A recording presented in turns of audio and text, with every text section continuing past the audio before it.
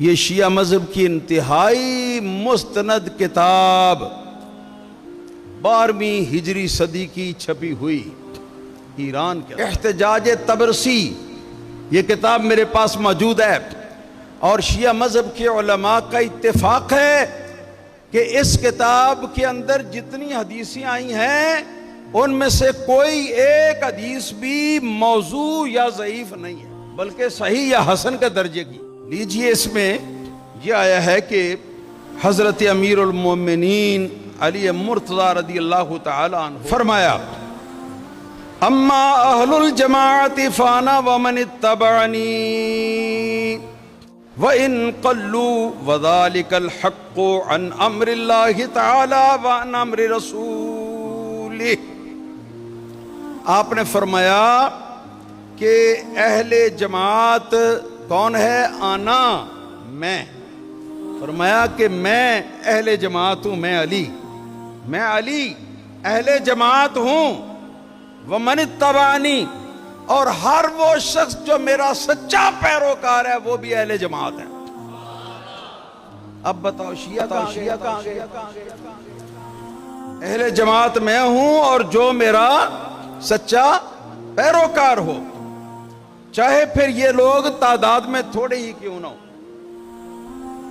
اور یہ جو حق بات ڈنکے کی چوٹ پر میں کہہ رہا ہوں یا بتا رہا ہوں، مولا علی فرماتے ہیں میں یہ جو حق بات کھل کر تمہارے سامنے بیان کر رہا ہوں، یہ اپنے پاس سے بیان نہیں کر رہا، عن امر اللہ تعالی وعن امر رسول ہی، اللہ تعالیٰ کے حکم اور اللہ تعالیٰ کے رسول کے حکم سے یہ بات بتا رہا ہوں کہ میں اہل جماعت ہوں، جو میرا سچا تابعدار ہے وہ اہل جماعت ہے۔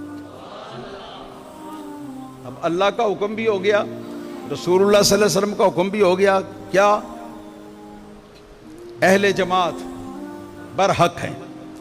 پھر ارشاد فرمایا: وَأَهْلُ الْفِرْقَةِ الْمُخَالِفُونَ لِي وَلِمَنِ اتَّبَعَنِي، اور اہل فرقہ وہ لوگ ہیں جو مجھ علی کے مخالف ہیں یا میرے راستے پر چلنے والوں کے مخالف ہیں۔ وَإِن كَثُرُوا، چاہے ان کی تعداد کتنی زیادہ ہی کیوں نہ ہو جائے۔ پھر فرمایا: وَأَمَّا أَهْلُ السُّنَّةِ فَالْمُتَمَسِّكُونَ بِمَا سَنَّهُ اللَّهُ تَعَالَى لَهُمْ وَرَسُولُهُ۔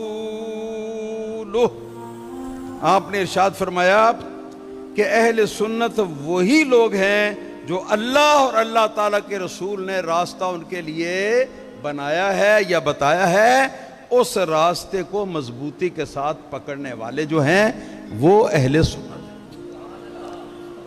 بتاؤ، شیعہ کا تک مذہب ہونے کے اعتبار سے تو کہیں ذکر ہی نہیں ہے۔ تو یہ اب دوسری کتاب ہے جس میں سے میں نے یہ دکھایا ہے کہ مولا علی اور مولا علی کے سارے پیروکار جو ہیں وہ اہل سنت و جماعت۔